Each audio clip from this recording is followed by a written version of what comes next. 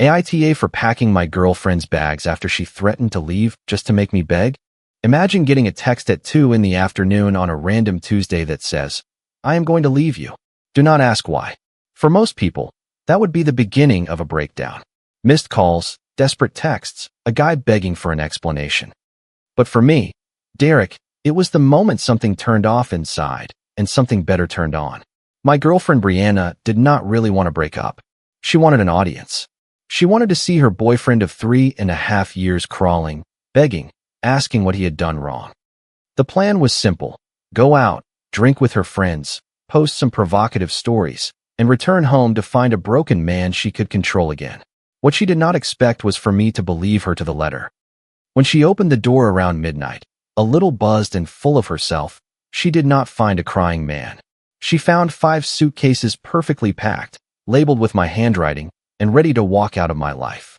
I saw her 6 weeks later in the frozen food aisle of the H-E-B in South Austin. She was standing in front of the ice cream with her cart half empty and that expression of someone who is no longer sure of anything. She did not see me at first. I stayed there with my bag of ice in my hand watching her. She looked smaller, not in size but in presence, as if her volume had been turned down. The Brianna I knew filled any room she entered. A loud laugh, stronger opinions, the absolute certainty that the world revolved around her. This one looked like someone who had discovered that it did not. She looked up. She saw me. For a second, our eyes met between the foggy glass doors of the freezers. She said nothing. Neither did I. She looked down and went down the other aisle dragging the cart. I got to my apartment, put the ice in the freezer, sat on the couch, and felt absolutely nothing. Not satisfaction, not sadness, not the desire to send her a message. The moment passed and stayed in the past, and right there I knew that it was truly over. But the story does not start in an H-E-B. It starts with a 3-line text on a Tuesday in October. My name is Derek Bennett. I am 32 years old. I am a tattoo artist. I have a small studio called Black Ink in the East Austin neighborhood of Austin, Texas, tucked between a craft beer bar and a coffee shop. I have been tattooing since I was 19 when a buddy from the neighborhood lent me his machine and I practiced on my own leg with a design that embarrasses me today, but that I never erased because it reminds me of where I come from. Today I have a steady clientele, musicians, designers, the occasional lawyer who comes in a suit and secretly rolls up his sleeve. I am not rich, but I make a living doing what I love, and that is more than most can say. Brianna and I had been together for 3.5 years. We met at a concert by a popular indie band at a downtown Austin venue. She was standing in front of me in the beer line and told me, without anyone asking, that my forearm tattoo was poorly proportioned. I liked her instantly. She had that energy that you confuse with passion, when in reality it is a need for control.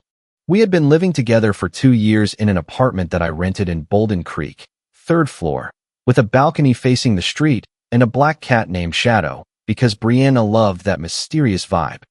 The apartment was mine, the rent, the furniture, the kitchen that I put together myself one weekend with IKEA parts, and some swearing. Brianna moved in with the promise of splitting expenses. At first, she complied. Then she started making excuses that her job as a social media manager did not pay well, that she was saving for a course, that she would make up for it next month. The next month never came. I did not complain. That was my mistake. I confused tolerance with love. On Tuesday the 15th of October at 2 in the afternoon, I was in the studio finishing a geometric tattoo on a client's shoulder when my phone vibrated on the table. Brianna, I am going to leave you. Do not ask why. No emoji, no dramatic ellipses. A phrase thrown into the conversation like a dirty plate left in the sink. I kept staring at the screen. The client asked me if I was okay. I said yes. I finished the tattoo, charged her, cleaned the station, and sat alone in the studio with the phone in my hand. I waited for the continuation. It did not arrive. This is where someone normally falls apart. Calls 10 times, sends message after message, goes into a crisis. I felt that instinct last half a second inside me, and then something simply disconnected, like when the power goes out in the studio and everything goes silent. The machines stop buzzing, the music cuts off, and suddenly you hear your own breathing. I wrote a single word. Okay. Without sarcasm, without acted bravery. It was just the truth. If someone announces that they are leaving and does not even give you the respect of an explanation, what exactly are you fighting to save? She read it instantly. I know because the typing indicator appeared, disappeared, appeared again. Nothing arrived. I went back to work. I attended 2 more appointments. I cleaned the studio, closed up. I walked down East 6th Street as if my life had not just been dynamited by a text message. At 4 in the afternoon, Brianna uploaded a story to Instagram. Colorful cocktails, a noisy bar in Rainy Street, a camera flash. The caption said everything without saying anything. Starting my new chapter. She was not suffering. She was performing. That was where I made the decision. I got to the apartment, opened the hallway closet, then the bedroom one, then the bathroom, and started packing. Not with anger, in silence, with the same precision with which I prepare a tattoo station. Everything clean, everything organized, everything in its place. I folded her clothes carefully, piece by piece, as if I were preparing an important shipment and not taking apart 3.5 years of a shared life. I wrapped her shoes in newspaper. I organized her makeup so that nothing would break. I separated the foundation bottles with rolled-up toilet paper. I arranged the lipsticks standing up in a Ziploc bag. I put the perfumes in rolled-up socks to protect them. Her books, the ones she bought and never read, but displayed on the bookshelf as personality decoration, I packed them by size. I found at the bottom of her drawer a bracelet that I gave her on our first anniversary. It was silver, with a moon charm that I bought at a stall at the local artisan market on South Congress. It did not cost much, but she cried when I gave it to her. I put it in the box with the rest, without thinking twice. The hardest part was Shadow. The cat looked at me from the bed with those green eyes that seemed to know everything, as if he understood that something was changing.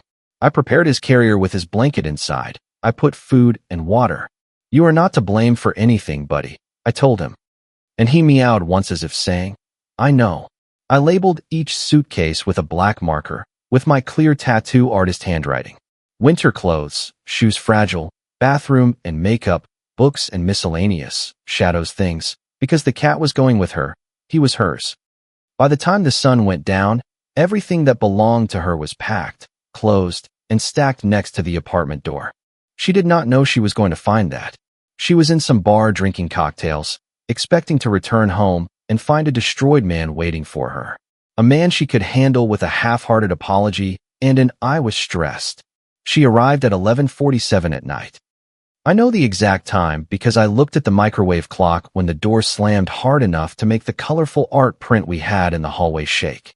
I was on the couch, lights off, only the small window lamp on, scrolling on my phone without thinking about anything. She laughed when she entered. Loudly. The kind of laugh you do to have an audience. Are you still awake? I thought I was going to find my phone blown up with your messages. I did not answer. She took 2 more steps, and then she saw the suitcases. 5 large ones, 2 black bags tied with a knot, a box labeled Fragile, Shadow's carrier, with the cat inside looking at everything with his green eyes, as if he also knew that a cycle was ending. She blinked once, twice. What is this? Your things, I said, packed. She laughed again, but this time it came out wrong. Choppy sharp. Very funny. You are being dramatic. I did not move. Her eyes went down to the labels. My handwriting, careful, deliberate. Why are my suitcases at the door? You said you were leaving. I did not ask why, I just helped. That was where the color drained from her face. All at once, like ink emptying from a bottle. No, she said slowly. This is not you. I did not mean right now. I meant that I do not know. I was upset. You sent me a message saying that you were going to leave me, and you asked me not to ask why. I respected that. She looked at me as if I had broken a rule that was never written, but that she assumed existed. You were supposed to fight, she said. You were supposed to call me, beg me, ask me what you had done wrong. I shrugged. You asked me not to ask. Her mouth opened, closed, and then her eyes filled up. Not with sadness, with panic. The panic of someone who just discovered that the lever they always used to control no longer works. This feels like abuse, she said, trembling. 3.5 years and you just say, okay. I really looked at her. Smudged makeup, phone clutched in her hand, her confidence completely evaporated. You had already left, I told her. You just did not expect me to accept it. That is when she started crying for real. Not the pretty movie crying, but the kind that comes when control slips through your fingers. She slid down to the floor next to the door, back against the wall, knees to her chest, looking at the suitcases as if they were going to jump on her. "It is not fair," she repeated. "This is not fair." I stayed on the couch. I did not move to comfort her. I did not argue. I had already done enough emotional labor in that relationship to recognize when silence is the only honest answer left. "Say something," she begged with a wet face. "You already asked me not to say anything." That made her cry harder. Then she tried anger, her usual pattern. "You are doing this on purpose. Do you want to hurt me?" "No, I am doing exactly what you told me to do." She got up with difficulty, grabbed one of the labels, and read it out loud. "Winter clothes." She looked at me in disbelief. "You even folded it." "I am detail-oriented. You know that." "What kind of person packs like this?" "The kind who paid attention when you said you were done." She stumbled a little. She held onto the wall. "I did not mean it like that. I just needed space." "You asked for space. I gave you distance." "It is not the same. It is when you do not explain anything." She kept looking at me, searching my face for guilt, regret, anything she could grab and pull back to her territory. She found nothing. "Where am I going to go?" she asked quietly. "You looked very confident when you left." That hit. I saw it land. She wiped her face with the back of her hand and tried a softer tone. "Derek, stop." I was emotional. "You know how I am." "I know," I said. "That is why I took you seriously." Her phone vibrated. A friend probably checking in after the dramatic exit from hours before. Brianna looked at the phone, then at the suitcases. Reality was finally landing. She had not expected consequences. She had expected leverage, and for the first time since I met her, she had none. "Move these things," she ordered. "I am not leaving tonight." I did not move. "You already left. Only the physical part is missing."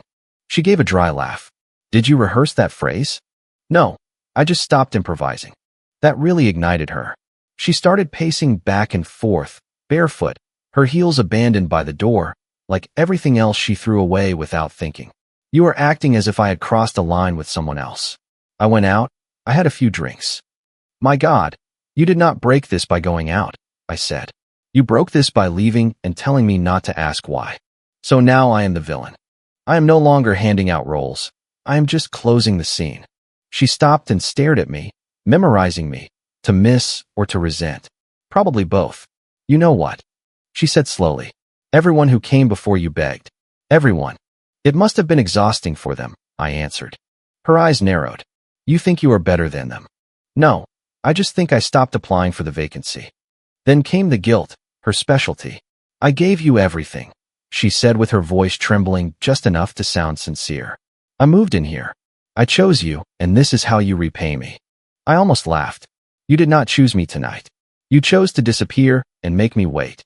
Her mouth opened to argue. It closed because she knew it was true. She slid to the floor again, more slowly. This time less dramatic, more real. "I did not think you were really going to let me go," she whispered. I nodded. That was the mistake. She looked at the suitcases one more time, then at me. And for the first time all night, there was no attitude, only fear. What if I cannot undo this? I did not answer because there are questions that only exist when it is already too late. She fell asleep on the couch. Not because I offered, because she drifted off at around 2 in the morning, her phone still in her hand, one arm resting on the suitcase labeled winter clothes, as if it were a life preserver. I went to the bedroom, closed the door, and slept better than I had slept in months. The next morning the sound of drawers opening woke me up. She was sober, which somehow made everything worse. "You really packed everything," she said when I came out of the bedroom. Not with sadness, with accusation, as if I had violated an unwritten agreement that breakups have to be chaotic. "You said you were leaving." I took it seriously. "You assumed wrong." "No, I assumed you meant what you said." She crossed her arms. I was upset. People say things when they are upset, and sometimes people believe them. That fired her up. She called me cold, petty. She said I had been looking for an excuse to get rid of her. She accused me of never having loved her as much as she loved me. That last one almost hit. Almost. Loving someone does not mean running after them when they threaten to leave, I told her. It means having enough self-respect not to beg. "So, you just flipped the switch and stopped caring." I shook my head. I stopped negotiating. She looked at me as if I was speaking another language. What if I want to stay? You already chose not to stay. She looked at the suitcases, the door, everything in the apartment that no longer felt like hers. Shadow me out from his carrier. I ordered an Uber. I called you a car. That is when she understood that it was not a battle of wills, it was logistics. And she was officially on the other side of the door. The car arrived in 10 minutes. Brianna kept looking out the window while it parked downstairs, her arms wrapping around herself. I am not getting in that car, she said. That is fine, the suitcases are. She turned around sharply. You cannot decide that it is over as if it were a canceled subscription. I did not decide anything. You decided. I just believed you. She tried guilt one last time. She said I was insensitive, that no one lets a breakup happen like this unless they never cared. I let her talk because the truth was simpler. I cared enough not to run after someone who used the threat of leaving as a tool of control. Finally, she grabbed her bag, took a suitcase, and dragged it towards the door. On the threshold, she stopped. Say something, she said quietly. Please. I thought about all the times I swallowed what I felt so she would not explode. About the nights I apologized just to keep the peace. About every time she threatened to leave when she wanted to regain control. I hope you discover why you said what you said, I told her, but I am not going to sit around waiting while you figure it out. Her face crumbled. She opened the door, dragged the suitcase, turned around one last time. You were supposed to fight for me, she whispered. I looked her in the eyes. You were supposed to respect me. She walked out. The door closed. The Uber pulled away, and for the first time since that text message, the apartment was completely silent. What followed was predictable. The next day, my phone blew up. Calls from numbers I barely recognized. Friends who had not shown any signs of life in months suddenly very concerned about my emotional well-being. Brianna is doing really bad, they said. She says you kicked her out after a night out. I did not answer. She sent me a message from a new number. I cannot believe you humiliated me like this. You did not hurt me. You did not destroy me. I humiliated myself. That word said it all. I blocked her. Not out of anger, out of clarity. A week later, her mom called. I do not really know what happened, she said carefully. But Brianna is a mess. I explained calmly. She told me she was going to leave me and asked me not to ask why. I respected that. Oh, her mom said. And that, oh, weighed more than all the calls, messages, and Instagram stories combined. What Brianna wanted was not to break up. She wanted a reaction. She wanted the chaos that always came after her threats, the desperate calls, the forgive me's at 3 a.m, the cycle of breaking up and making up that gave her the feeling of power. And when all she received was silent acceptance, the entire dynamic collapsed. The version she told kept evolving. First I was emotionally distant, then cold and manipulative. In the end, supposedly, I had been planning to leave her for months and used the message as an excuse. Funny how I was the surprised one until I stopped being it.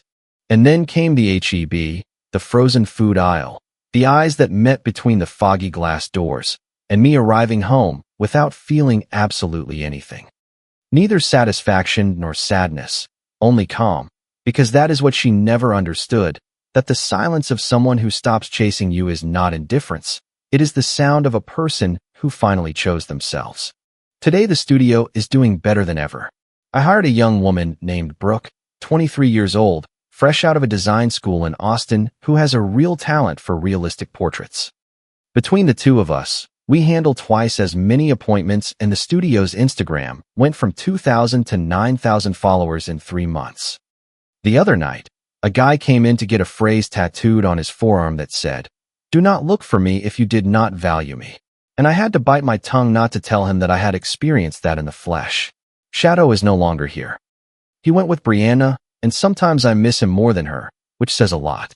But I adopted a stray cat from Zilker Park, a very fat orange one that I named Rusty because he has the face of a grumpy old painter. He sleeps on the couch where she fell asleep that night, and he does not care about anything at all, which is exactly the energy I needed in my life. On Friday nights, when I close the studio and walk through East Austin with the smell of ink still on my hands and the lights of the bars shining on the wet asphalt, I pass by the place where we met, the corner where the beer line was at that concert, and I no longer feel anything. No nostalgia, no pain, no satisfaction, Just the calm of someone who knows that his life belongs to him again, that there is no one waiting for me at home to complain, manipulate, or threaten to leave. That the silence in my apartment is not emptiness, but space. Space to breathe, to create, to exist, without having to justify my existence to anyone. Sometimes the healthiest response to disrespect is not confrontation. It is believing someone when they say they are leaving. She said she was leaving. I believed her, and that belief changed everything. The lesson here is clear. If your partner uses the threat of leaving as a control tool, if every fight ends with an "I am leaving" that is never fulfilled, that is not passion, it is manipulation. And the most powerful way to break that cycle is simple. Believe them, take them seriously. When someone tells you they are leaving and you stop chasing them, the power dynamic is completely reversed. There is no need to yell or confront. Sometimes it is enough to say, "Okay," and let the consequences speak for themselves. Comment: I've been thinking a lot about what this story really means for all of us. When someone says they're walking away, believing them can be one of the kindest things you do for yourself. It shows you value your own peace more than any drama.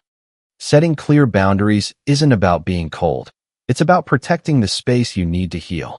I've learned that real responsibility starts with listening to what people actually say instead of what we wish they meant. Choosing calm over chaos has changed how I show up in my own life. You deserve relationships where respect flows both ways, with no games and no tests.